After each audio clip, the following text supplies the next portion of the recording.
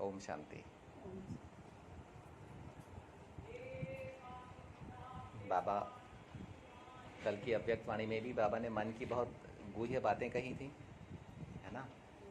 मन को बाबा ने समझाया था, मन के बारे में। मन को बीज कहा था, लेकिन मन एक्टिव कब होता है? पहली बात है कि मन को एक्टिवेट करने वाला, मन की मशीनरी को स्टार्ट करने वाला कौन है?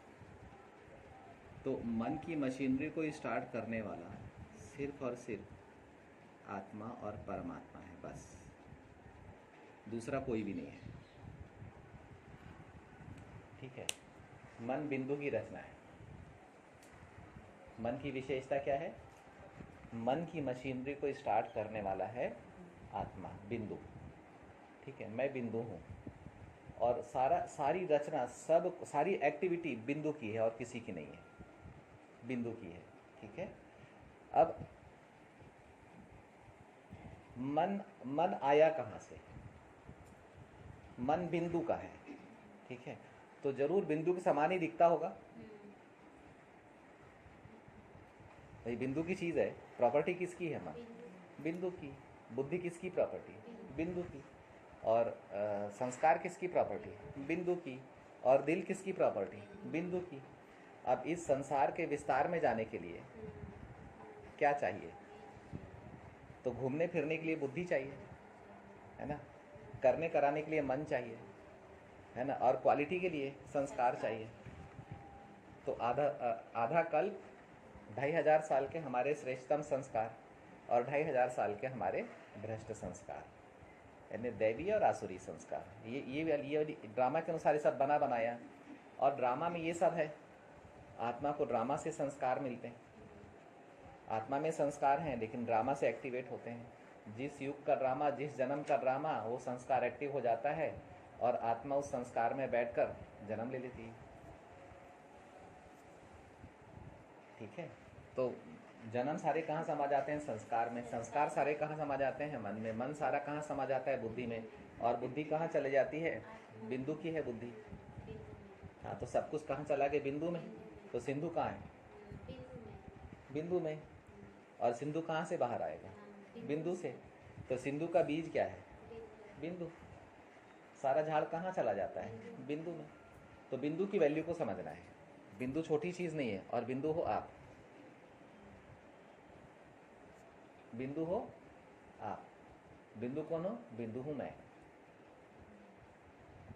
तो मैं अपने को बिंदु समझता हूं। लक्ष्य क्या है? मैं कौन? लक्ष्य क्या है? मैं कौन? ये मेरा लक्ष्य है ना।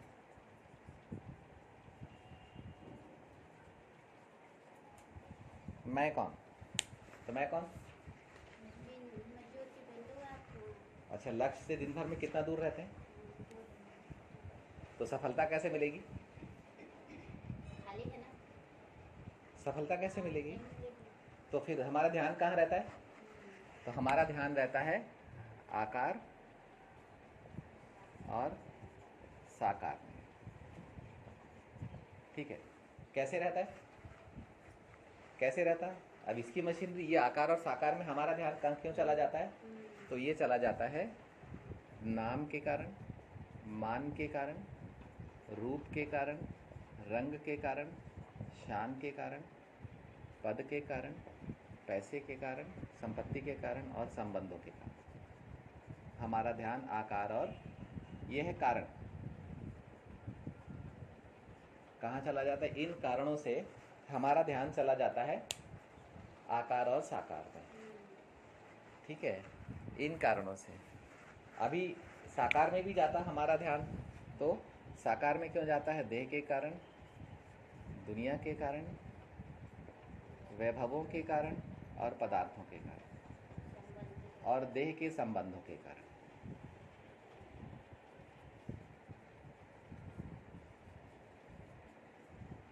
अब हमारा ध्यान, आत्मा का ध्यान जो कि बिंदु है, वो ध्यान से विस्तार में आ जाती है। जो वो देखती है, ध्यान मन जो देखती है, ठीक है। देखने के बाद में सोचती है, सोचने के बाद में करती है। बिना सोचे नहीं कर सकती। सोचना माने विचार निकालना। तो मैं तो हूं तो बिंदु, ठीक है। अब बिंदु को घूमने फिरने के लिए, उड़ने के लिए बुद्धि मिली, देखने के लिए, समझने के लिए। काई के लिए? देखने, समझने, ड्रामा को पाने के लिए, है ना। ड्रामा कहाँ से आता? ड्रामा कहाँ है? बुद्धि में, ठीक है। घूमने फिरने के लिए, एक जगह बैठे घूमते फिरता, है ना। उड़ने के लिए, खजानों के लिए, समय के लिए। तो समय के लिए क्या मिली? बुद्धि मिली। बाबा ने बुद्धि दे दी, ठीक है। अभी मन क्यों मिला? मन कहाँ से आया? तो नेचुरली बिंदु से मन आया। तो मन भी किसका है? बिंदु का। बिंदु का मन है। सरिता बहन, किसका है मन? बिंदु का। कहाँ से आया? बिंदु से आया। रोज रोज क्यों समझाते हैं? ताकि अंदर में बैठ जाए, सही दृष्टि आ जाए। दृष्टि मिल गई तो हमको किसी ने नहीं समझाया था। हमने निराकार से सीखा, बाबा से सीखा, मुरली से सीखा, बाप दादा ने सिखाया। लेकिन अब साकार में हमको सुनने को मिल रहा है कि आखिर आत्मा की संकल्प शक्ति मन के रूप में इमर्ज होती है। कहाँ से? बिंदु से। आत्मा के बिंदु रूप से मन की संकल्प शक्ति इमर्ज होती है, तो आत्मा बिंदु से अशरीरी यानी बीज रूप बन जाती है। संकल्प शक्ति में बुद्धि के खजाने भी समाये हुए होते हैं, तब जाके वो आकारी और साकारी दुनिया से कनेक्ट होती है और साकारी दुनिया में पार्ट प्ले करती है, ठीक है। अब क्या हो गया कि मन आ गया। इसको अपन इस क्लास को बोल सकते मैनेजमेंट ऑफ माइंड।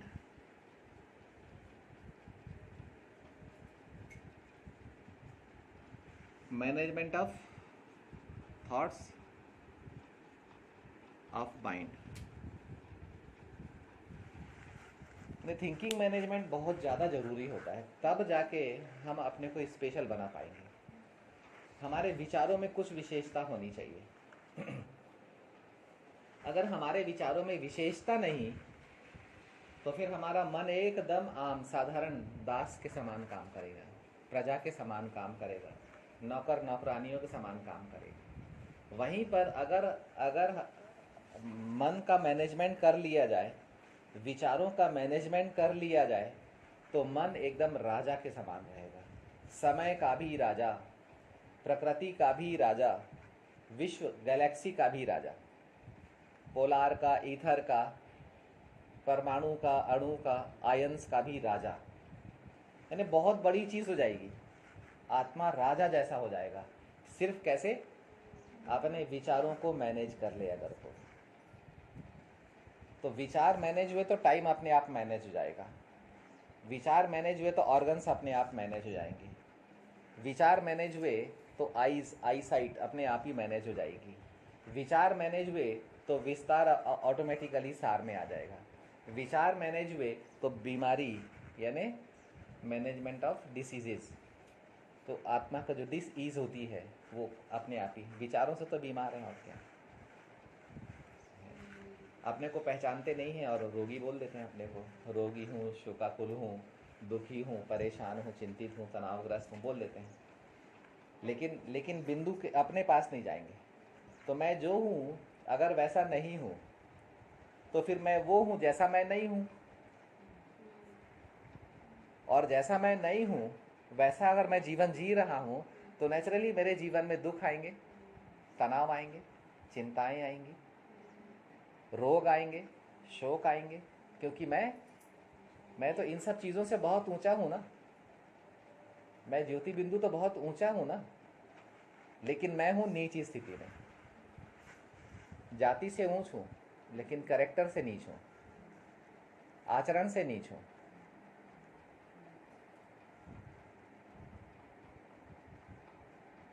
हूँ दास और बोलता हूँ राजा।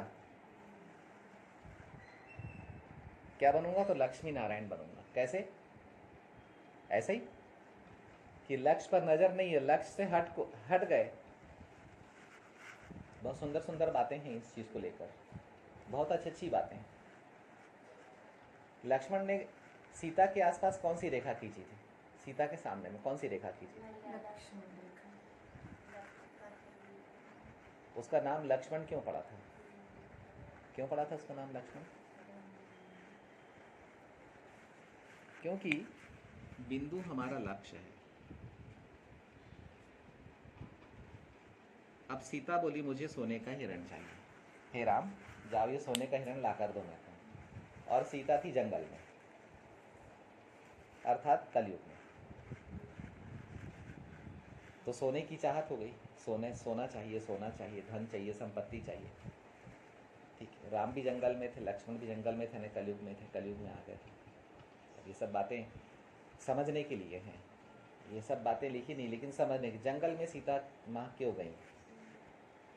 राजा राम जंगल में क्यों गए? लक्ष्मण जंगल में क्यों गए? अब जंगल में जंगल में हिरण कहाँ से आ गया?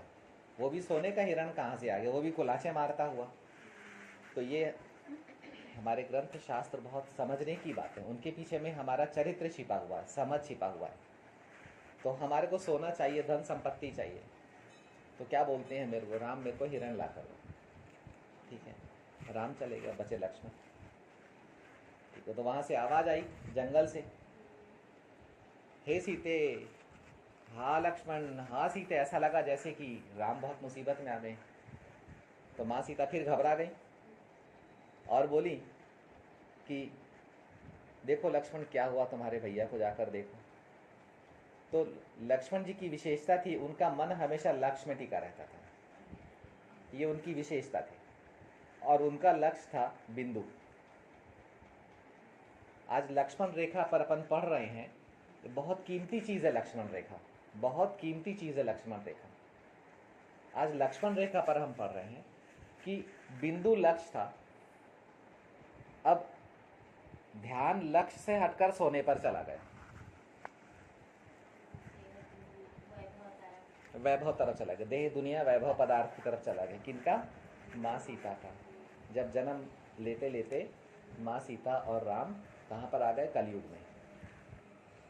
ठीक है, तो अब लक्ष्य था बिंदु, लेकिन बन गए देह, और देह के प्रभाव में अब मुझे सोना चाहिए, मुझे नाम रूप चाहिए, मुझे वैभव पदार्थ चाहिए।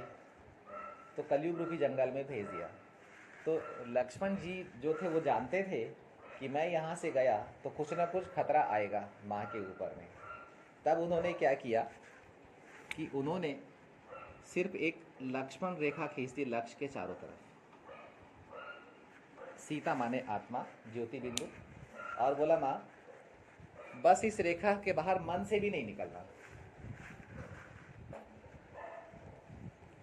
रावण यहां पर है, इधर पर रावण है। जब तक ये विचार नहीं निकलेगा तब तक आपका रावण से कनेक्शन नहीं होगा। और लक्ष्य बाबा ने दिया हुआ है कि मैं ज्योति बिंदु हूं, और नाम रूप से मुझे श्री लक्ष्मी श्री नारायण जैसा बनना है, और वैसे ही मुझे सच्चा सच्चा मनुष्य बनना है, मर्यादा पुरुषोत्तम मनुष्य बनना है। ये लक्ष्य दिया है बाबा। बिंदु को लक्ष्य मिला है, देह को लक्ष्य नहीं मिला, किसी रूप को लक्ष्य नहीं मिला है, बिंदु को लक्ष्य दिया है बाबा ने।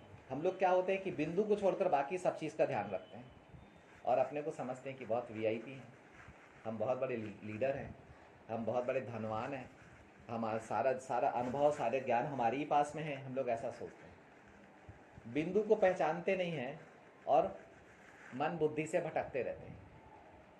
कहाँ पर? देह दुनिया वैभव पदार्थों में। और आत्मा का राम और आत्मा की सीता दुखी होते रहते हैं, तकलीफ पाते रहते हैं। तो ये वो लक्ष्मण जी बोल कर गए कि माँ अपनी संकल्प शक्ति को संभाल के रखिएगा, अपनी संकल्प शक्ति से व्यर्थ विचार, नेगेटिव विचार, गंदे विचार, अशुभ विचार नहीं निकालना। इसके लिए बिंदु बन के रहना। बिंदु बन के रहना। लेकिन रावण आया, मंजू बहन ये कमी है बहुत बड़ी। रावण आया, अरे वो साधु महाराज आए, साधु का रूप रख के आ गया। रूप ही तो रख के आते हैं, और क्या। रावण कैसे आएगा, बिना रूप के आएगा क्या। रावण का अपना तो कोई रूप नहीं है, तो रावण किसके रूप में आएगा। कभी साधु सन्यासी के रूप में आएगा, कभी नारी के रूप में आएगा, कभी नर के रूप में आएगा, तो रूप रख के ही तो आएगा। अब यहाँ पर रावण आया, बोली माँ भिक्षा दो, भिक्षा दो। तो तपस्विनी थी, उनका विचार नहीं था, बिंदु रूप में थी माँ सीता। आत्मा सीता है ना, आत्मा सीता है ना, आत्मा द्रौपदी है ना, आत्मा सीता है ना। द्रौपदी और सीता के बीच में कितना अंतर है, पढ़ाई की बातें हैं ये। तो तब बोला, ये रेखा के अंदर खड़े होकर उन्हें बोला, लियो महाराज ये भिक्षा ले जाओ। नहीं, बोले इस मर्यादा की रेखा से बाहर निकलो आप, तब लूंगा। अब सुबह सुबह आया था, तो माँ बोली कैसे ना दूं। दया आ गई, रहम आ गया। किसी पर भी दया करना, रहम करना, परखा नहीं।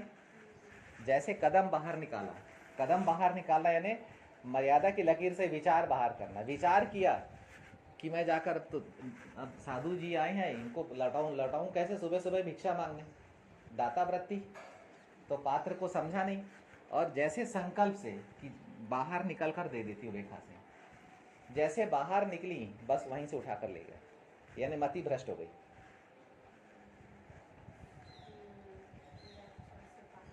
एक संकल्प मर्यादा का बाहर, और उसके बाद अनेक संकल्प व्यर्थ के, नेगेटिव के, अशुभ छीछी विचारों का झुंड लग जाता है। अब संगम आ गया अपना, ठीक है। हम लोग रावण के राज्य में, ठीक है, रावण के राज्य में हम लोग दुखी हो गए, शोकाकुल हो गए, अहंकारी हो गए। है कुछ नहीं, लेकिन फिर भी बहुत अहंकार है।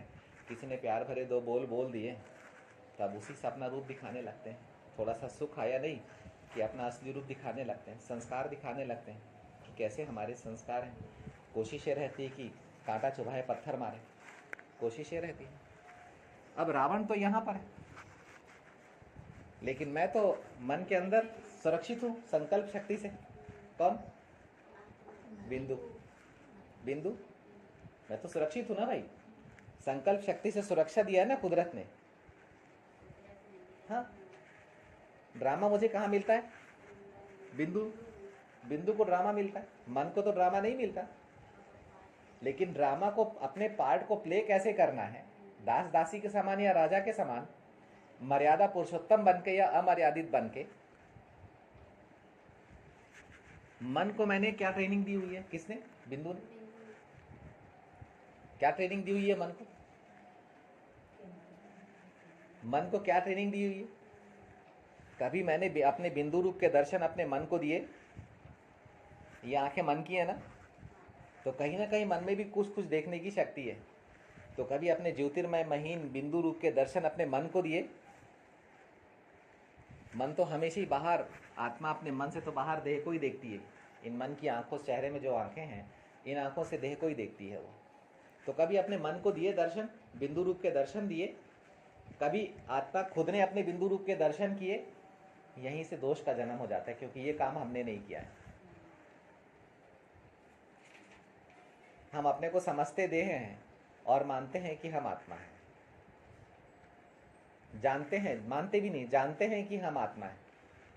मानने की कोशिश करने लगते हैं और हमको ऐसा विचार आ जाता है कि मैंने तो आत्मा को जान लिया। और यथार्थ रूप से आत्मा को ना तो दर्शन करते हैं, ना बिंदु रूप का दर्शन देते हैं। तो सबसे पहले तो अपने मन बुद्धि को बिंदु रूप का दर्शन दोगे कि दूसरे को ही बिंदु रूप का दर्शन देंगे। तो सबसे पहले आत्मा खुद अपने बिंदु रूप का दर्शन करेगी, फिर अपने मन को बिंदु रूप का दर्शन देगी। तो मन जो फालतू के विचार कर रहा है वो अंतर्मुखी होएगा ना, फिर तब अंदर आएगा ना। तब तो साकार देह और सूक्ष्म देह के बीच में दूरी बनेगी। अब जब तक मन देह दुनिया वैभव पदार्थ के बारे में सोच रहा, तब तो देह और सूक्ष्म देह कसे हुए हैं ना एकदम। तो छोड़ेगी, तो जब आत्मा शरीर छोड़ेगी तो उस समय तकलीफ होगी ना। तो ढीले कपड़े पहनना है ना। ये शरीर रूपी कपड़े, सूक्ष्म देह और स्थूल देह के बीच में गैप होना चाहिए ना। ताकि साकार देह पर, प्रकृति पर दबाव ना पड़े, समय का दबाव भी ना पड़े, कर्म अकर्म विकर्म का भी दबाव ना पड़े, विचारों का दबाव भी ना पड़े, स्वभाव संस्कार का भी दबाव साकार कर्म इंद्रियों पर, प्रकृति पर ना पड़े।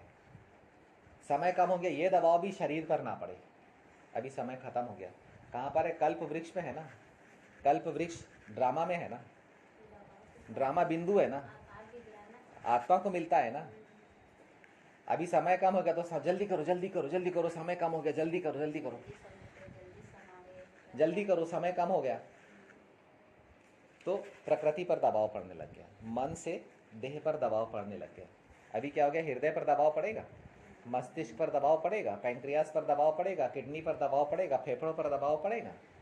तो एक के बाद एक रोग आते रहते हैं और हमको हमारे ही स्वभाव संस्कार जीवन के अंत की ओर ले जाते हैं। अल्प आयु में जीना चाहिए पूरा, आधा भी नहीं जीते हैं, क्योंकि जीने की विधि नहीं है। अपने को बिंदु कभी समझे ही नहीं, हमेशा अपने को मूर्ति माने बाहरी, हमेशा अपने ऑर्गन्स पर दबाव ही डालते रहे, आंतरिक ऑर्गन्स पर दबाव ही डालते रहे। तो आंतरिक ऊर्जा, इनर जो ऑर्गन्स हैं हमारे, वो उसका मैनेजमेंट हमने कभी नहीं सीखा। तो विचारों से सब कुछ हो सकता है, केवल विचारों का मैनेजमेंट हमें, थॉट्स मैनेजमेंट हमें सीखना पड़ेगा, थिंकिंग मैनेजमेंट। तो रावण लक्ष्मण रेखा से दूर है, वो अंदर नहीं घुस सकता, लक्ष्मण रेखा के अंदर रावण नहीं आ सकता। तो हमारे पास में 2 युग ऐसे हैं, 2500 साल ऐसे हैं जहां पर रावण प्रवेश करने की ऑर्डर नहीं है उसको, रावण को। ना मृत्यु, ना बीमारी, ना चिंता, ना तनाव, ना मन मुटाव, ना व्यर्थ, ना नेगेटिव, ना अशुभ, ना गंदगी, कुछ भी ना तो मन करेगा, ना बुद्धि करेगी, ना संस्कार करेंगे। 2 युग ऐसे हैं, लेकिन हम गंदे युगों में रहने के आदी हैं। कैसे? रूप से। हमारा मन हमारे रूप का अहंकार करता है, आत्मा अपने मन से अपने नाम का अहंकार करती है। मैं राजा हूं, मैं दास हूं, मैं ठाकुर हूं, मैं पांडे हूं, मैं कश्यप हूं, मैं कौशिक हूं, मैं सोनी हूं। नाम का अहंकार करती है आत्मा, अपने मन से रूप का अहंकार करती है। वो बिंदु के लिए एक भी विचार पैदा नहीं करेगी, लेकिन नाम के लिए 10 विचार पैदा कर लेगी, रूप के लिए 100 विचार पैदा कर लेगी, शान के लिए तो मर पड़ेगी एकदम, मुझे तो मान सम्मान चाहिए, शान चाहिए। कितने ही परेशान हो गए, लेकिन शान तो चाहिए, भले सब छूट जाए लेकिन शान तो चाहिए। कर्म करने के लिए अपने कर्म कर लिया, अब उसी में फंसे रहेगी, मेरे से ये हो गया, मेरे से ये हो गया, बिंदु पर विचार नहीं करेगी, बिंदु बाबा और बिंदु आत्मा पर विचार नहीं करेगी एक भी। तो उसका नतीजा क्या होता है कि विचारों का सागर पैदा हो जाता है।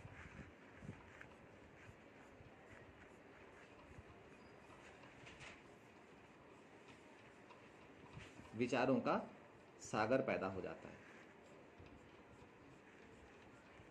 और रावण राज्य में हम विचारों से प्रवेश कर जाते हैं।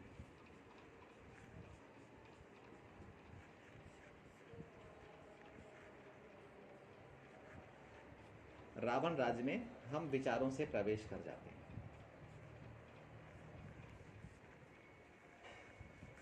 और रावण हमारे को, हम रावण की जैसी सोच के प्रभाव में आ जाते हैं।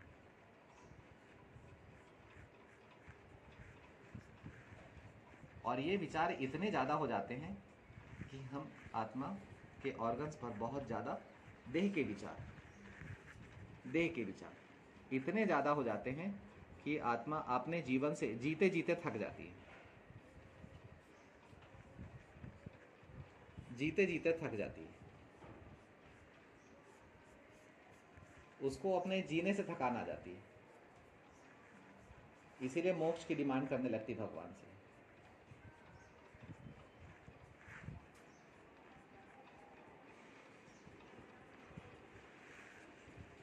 ये विचारों की हालत, मन की हालत ये हो जाती है। अपने ही विचारों से वो थकने लगता है, कंफ्यूज हो जाता है। और आत्मा से एक समय आता है जब विचार सागर के समान निकलने लगते हैं, विचारों का सागर हो जाता है।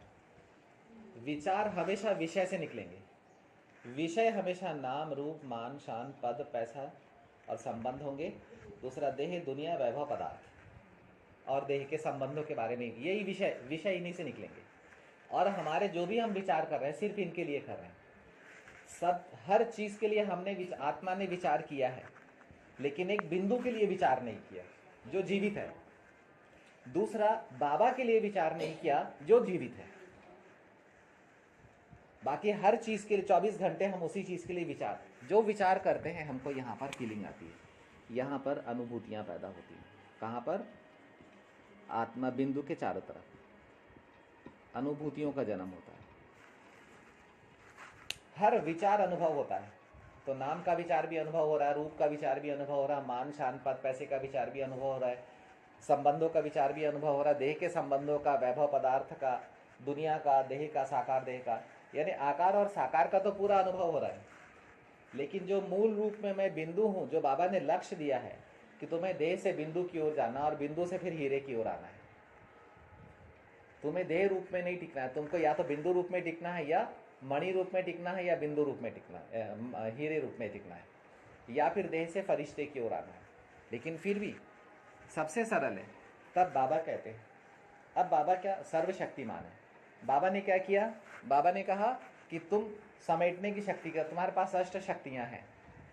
फिर बाबा ने पढ़ाया कि तुम समेटने की शक्ति का आह्वान करो। उस दिन के वरदान में बाबा ने कहा था, तुम समेटने की शक्ति का उपयोग करोगे तो विचार सारे समाने लग जाएंगे। और ये बात विजन में आ गई, दिख गई कि समेटने से विचार समाने लगते हैं। और विचारों का सागर मैं क्रिएट करके रखा हूं हर जन्म में।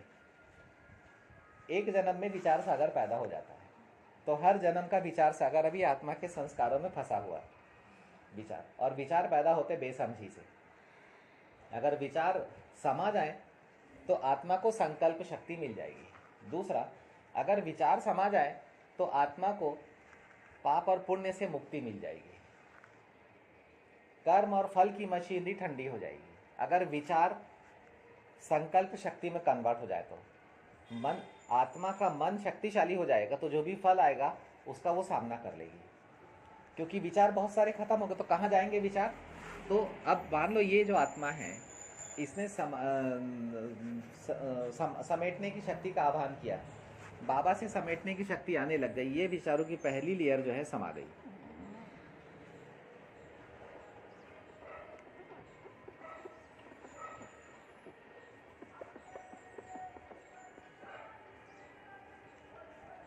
ये जो पहली लेयर है विचारों की, एक अंदर समा गई। ठीक है, कहां चले गई? मन में समा गई। अब विचार मन में समाएंगे तो मन को क्या मिलेगा? विचार शक्ति मिलेगी। तो आत्मा को कैसा अनुभव होगा? बहुत सारे कर्म से मैं मुक्त हो गई, कर्म का दबाव आत्मा पर से हट जाएगा। अभी फिर से और समेटने का आह्वान किया उसने। ठीक है, विषयों से भी मुक्ति मिल गई, ये और समेट लिया उसने। समेटने की शक्ति का, आत्मा समेटने की शक्ति का बाबा से आह्वान कर रही है और बाबा से समेटने की शक्ति आ रही है। और विचार सारे देखते जाओ क्या क्या मिटते जा रहे हैं। विचार सारे क्या हो रहे हैं? विचार कहाँ जा रहे हैं सब? कहाँ? अंदर। हाँ, तो क्या क्या बनते जा रहे हैं? संकल्प शक्ति। यानी विचार, जिस शक्ति से विचार का जन्म होता है वो शक्ति बनते चले जा रहे हैं। ठीक है, अभी विचार क्या है? सूक्ष्म है, लेकिन आत्मा कैसी है? महीन। तो मन के अंदर का जो संसार है वो महीनता से बना हुआ है। तो सूक्ष्म जो है वो महीन बनकर मन में समाते चले जा रहे हैं, गुह्य बनकर मन में समाते चले जा रहे हैं। गुह्यता से और महीनता से सूक्ष्मता बाहर आती है, सूक्ष्म संसार बाहर आता है। तो ये, क्योंकि अब विचार विचार के रूप में थोड़ी रहेगा, विचार के रूप में रहेगा तो मन तो थक जाएगा, फट जाएगा मन तो इसीलिए उसको, मन को आत्मा में, आत्मा की बुद्धि की मशीनरी इतनी सुंदर है कि वो अपने सूक्ष्म विचारों को या सूक्ष्म आकार को महीन बनाकर, ज्योतिर्मय बनाकर कहाँ रख लेती है? अपने मन के अंदर में, बीज रूप के अंदर में रख लेती है। ये बीज का क्वालिटी होती है। आत्मा बीज भी है ना, मन बीज भी है ना। अब अभी भी समाने की शक्ति का आह्वान किया। अब देखो क्या मिट रहा है, ये देखो जीवन से क्या गायब हो रहा है? रा भी गायब हो गया और वन भी गायब हो गया। देखो देखो क्या मिटते जा रहा है। ठीक है, अब विचार, मान लो विचार पूरे खत्म हो गए। एक समय जरूर आएगा जब हम लगातार अभ्यास करेंगे, तो एक समय जरूर आएगा, ये मैनेजमेंट ऑफ माइंड है, ये मैनेजमेंट ऑफ थॉट्स। विचार मिट गए, कहाँ चले गए सारे विचार? अभी मन सतो प्रधान हो जाएगा, बिंदु को सतो प्रधान बल मिलने लग जाएगा, सतोगुणी सतो प्रधान बल मिलने लग जाएगा। अब आत्मा कैसी बनते चली जाएगी? आत्मा के विचारों से मुक्ति होने के कारण आत्मा अपने आप में ज्योतिर्मय बनते जाएगी। तो सिल्वर एज क्रॉस करेगी, गोल्डन जुबली मनाएगी आत्मा, तो आत्मा से अब गोल्डन लाइट निकलने लग जाएगी, क्योंकि अब उसको सोचने के लिए कुछ नहीं है। अब ना तो उसको विचारों को अनुभव करना है, ना उसको कर्म को अनुभव करना, ना ही कर्म और फल की मशीनरी को अनुभव करना है, ना ही उस दुनिया में काम क्रोध लोभ मोह अहंकार देह अभिमान है। सारे विचार संकल्प शक्ति बन गए, समेटने की शक्ति से विचार समाने लगते हैं। कहाँ? मन में, बीज में। उसका साइंस क्या है कि विचार है सूक्ष्म और बीज में महीनता के और गुह्यता का बल भी होता है। तो मन जो कि बीज है, कल की अव्यक्त वाणी में बाबा ने कहा था कि मन बीज है। तो बीज की विशेषता क्या होती है? संपूर्ण वृक्ष को वो अपने छोटे से अशरीर रूप या मणि रूप के अंदर में समा लेता है। तो विचार तो चले गए अंदर, अब कर्म में से विचार को निकाल दो तो क्या बचेगा? कर्म का बीज तो गया। तो अब बिंदु आत्मा का डिस्कनेक्शन हो गया कर्म से, अभी फल किसको आएगा? जब कर्म से डिस्कनेक्ट हो गया तो फल किसको आएगा? तो कर्म के पीछे में से फल गायब हो गया। ऐसे कर्म को क्या कहते हैं जिस कर्म के पीछे में फल नहीं होता? अकर्म। वो सतयुग में होते हैं। अब इस समय का ब्राह्मणों का जीवन कितना हल्का हो जाएगा। एक शक्ति में इतना प्रभाव है तो 8 शक्तियों में कितना प्रभाव होगा। कर्म से डिटैच हुई तो कर्मेंद्रियों से डिटैच हो गई। कर्मेंद्रियां अर्थात 5 तत्वों का शरीर, ज्ञानेंद्रियां अर्थात सूक्ष्म शरीर। संकल्प समा गए तो ज्ञानेंद्रियां भी शांत हो गई, कर्मेंद्रियां भी शीतल हो गई। ठीक है, अभी आत्मा भ्रिकुटी में अशरीरी बनकर देह को चला रही है। सतयुग में कैसे चलाती है? अब आत्मा की स्थिति संगम युग में क्या हो गई? अशरीरी। अब वो सतो प्रधान अनुभूतियों में आत्मा जीने लग गई, तो स्वर्ग आ गया। मात्र एक शक्ति का उपयोग करने से मनुष्य आत्मा के जीवन में राजयोग की साधना के द्वारा स्वर्ग आ सकता है अनुभूतियों में। क्लियर हुआ पॉइंट? माइंड मैनेजमेंट क्लियर हुआ? थॉट्स मैनेजमेंट क्लियर हुआ? तो लेकिन अब लक्ष्य क्या है? लक्ष्य क्या है? और अपने 24 घंटे में लक्ष्य पर कितनी देर तक नजर रहती है, या लक्ष्य कितनी देर तक स्मृति में रहता है, या लक्ष्य कितनी देर याद रहता है, और लक्ष्य से भटक कर मैं किन किन के प्रभाव में आकर मैं लक्ष्य से भटक जाती हूँ। मैं सेंटर आती हूँ अपने आप को आत्मा समझकर बाबा को याद करने के लिए, और यहाँ पर आने के बाद मैं क्या करती हूँ?